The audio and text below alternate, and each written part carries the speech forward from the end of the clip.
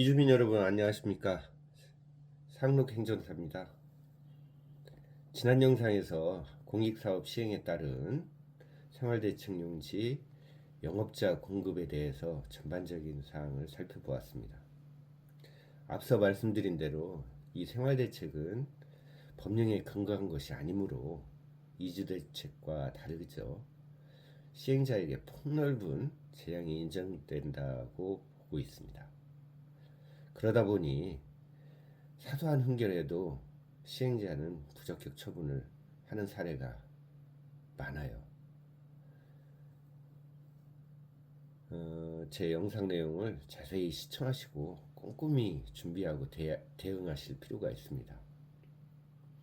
오늘은 영업자, 농업자, 축산업자 등 세 가지 유형 가운데 영농자에 대한 생활대책 용지 공급에 대해서 자세히 살펴보는 시간을 갖도록 하겠습니다. 자, 그럼 본격적으로 시작해보죠. 생활대책용지는 생계 수단을 상실한 이주민에게 6평 내지 8평 정도 상가부지를 공급하는 것을 말합니다. 그런데 이 상가부지는 직접 분양받을 수 있는 권리가 아니라 상가조합에 가입하여 참여할 수밖에 없는 것이라는 것 잘 아실 겁니다. 생활대책용지 공급은 생계수단으로 영업, 농업, 축산업 등을 한 이주민에게 정해진 요건을 충족한 경우에 주어지죠.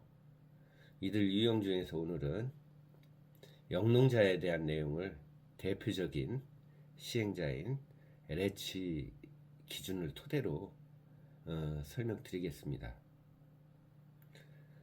앞서 말씀드린 바 있습니다만 LH 경우도 사업 지구에 따라서 생활대책의 기준이 일정치가 않아요. 각 지구 실정에 따라 조금씩 차이가 있으므로 각 사업지구 기준을 꼼꼼히 체크하여 그 요건 충족 여부를 따져볼 필요가 있습니다. 자, 그럼 공급 대상을 먼저 살펴볼게요. 공통적인 사항입니다만 역시 기준일 1년 전부터 보상계약 체결일 또는 수용 재결일까지 당해 지역에서 농업 영농자는 이 당해 지역에서 거주를 해야 돼요. 당해 지역에 거주하고 사업지구 내 일정 면적 이상의 농지를 계속 경작한 이주민에게 주어집니다. 여기서 기준일은 잘 아시는 바와 같이 지구지정 공람 공고일입니다. 더 자세히 말하면은 지구 지정을 위한 주민 의견 청취 공고일이죠. 이 기준이 1년 전에 이미 농업에 종사를 하고 있었어야 합니다. 1년 전을 둔 이유는 생활대책 대상자가 되려고 노리는 투기를 막기 위한 것입니다.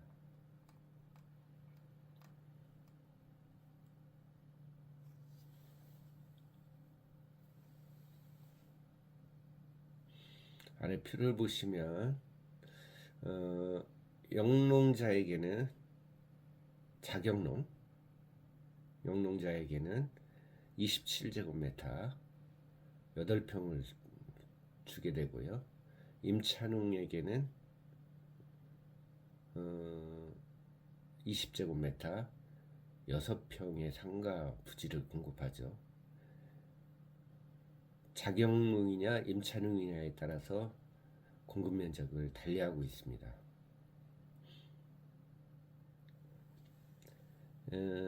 따라서 여기에서는 소유 여부가 중요하겠고 그 다음으로 면적입니다. 경작 면적은 현재 일반 농업자의 경우는 2000제곱미터 약 600평 정도죠. 시설 채수나 화해농은 660제곱 200평입니다. 약 그런데 이 경장 면적이 문제가 되는데 LH 내부 규정이 그동안 여러 차례 개정을 해왔어요. 따라서 그 기준일에 따라서 기준일이 언제인지에 따라 당시 규정을 꼼꼼히 체크하셔야 됩니다. 원래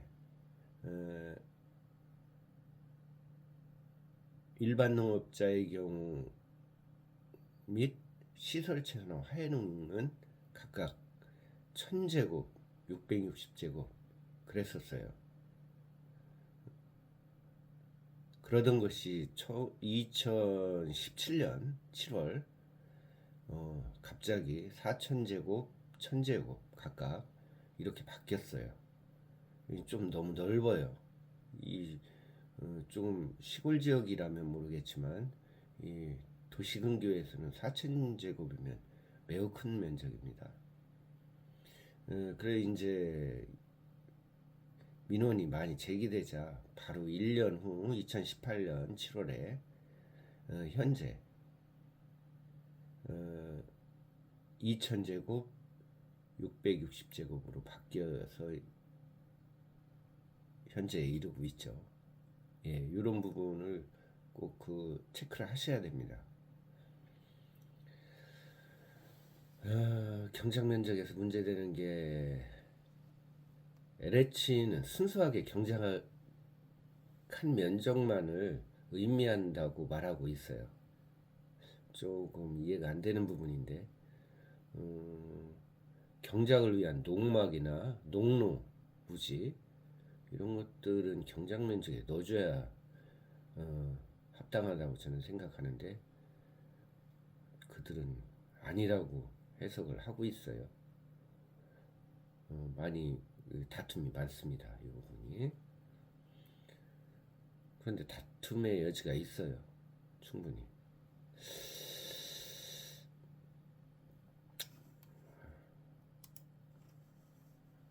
다음으로 영농자 생활대책 용지 공급에 대한 쟁점 사항을 좀 몇 가지 살펴보겠습니다. 기준일은 역시 앞서 말씀드린 대로 지부지정 공란 공고일입니다.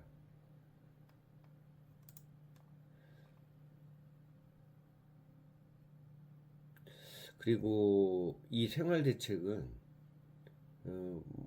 영농자든 뭐 영업자든 축산업자든 각 영업에 대한 손실보상을 받았을 것을 전제하고 있어요.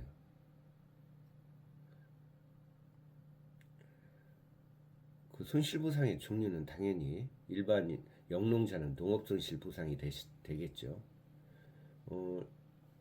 반면에 시설채소나 화훼농은 농업손실보상을 받을 수도 있고 영업보상을 받을 수도 있습니다.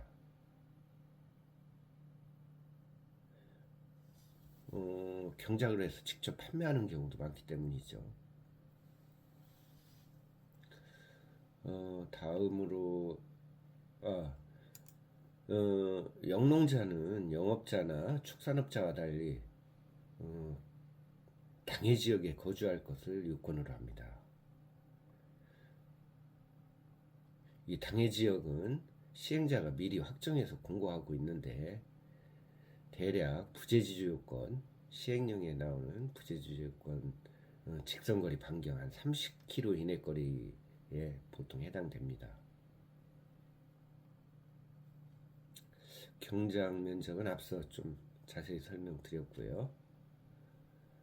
다음으로 제외 대상 공통적입니다. 영업자, 축산업자 이 부분 지정한 기간 내에 자진 철거를 하지 않았다거나 이전을 하지 않아 강제 집행을 구하는 소송이 제기된 분 제외됩니다.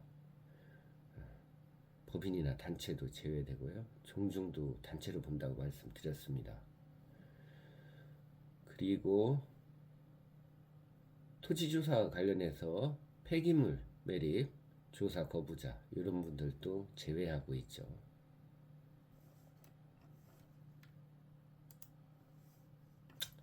다음으로 저 상록 행정사가 영농자 구제해드린 사례를 하나 소개하겠습니다.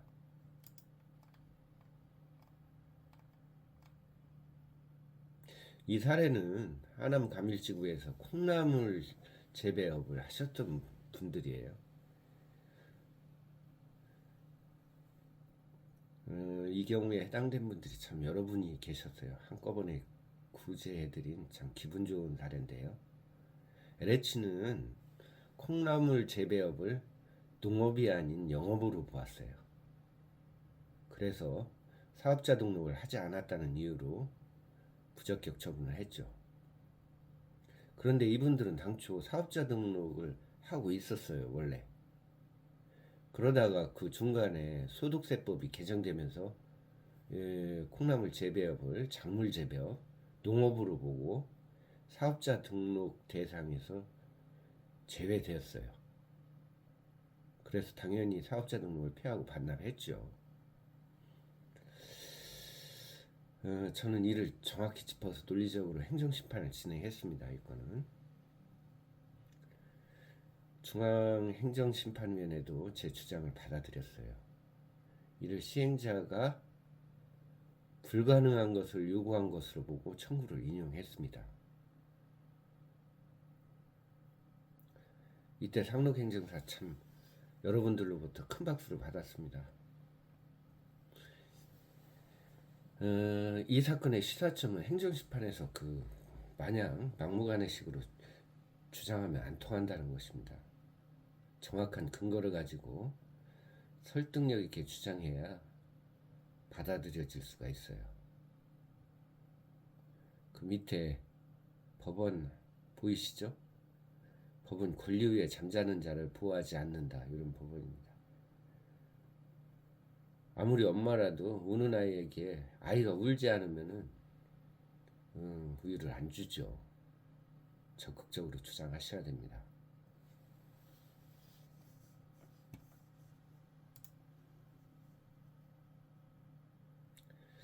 제 소개 좀 하겠습니다. 전국 여러 공익사업지구에서 단연간 손실보상 업무와 이주대책, 생활대책 이런 업무만 계속해서 취급해 왔습니다. 이렇게 오랜 동안 이 보상 업무를 취급하다 보니까 다양한 사례들을 접하면서 경험도 좀 쌓았고요. 나름대로 전문성도 좀 겸비했습니다. 제 블로그 네이버에 상록행정사를 치고 들어가시면은 제 블로그를 보실 수가 있는데요. 거기에 보면은 제 자세한 내용들과 구제 사례 이런 판례 이런 것들을 자세히 보실 수 있도록 좀 실어놨습니다.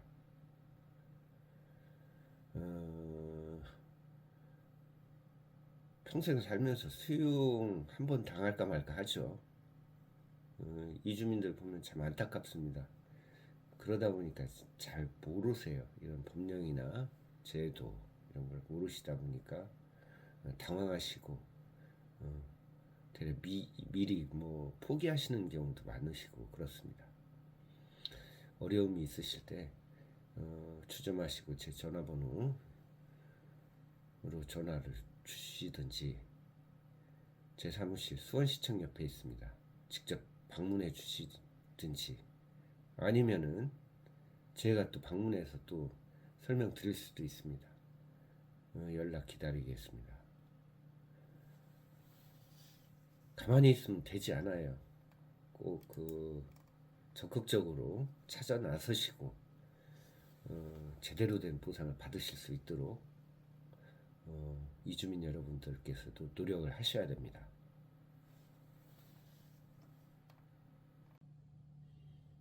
이주민 여러분, 영상 시청하시는데 어려움은 없으신가요? 큰 도움이 됐으면 좋겠습니다.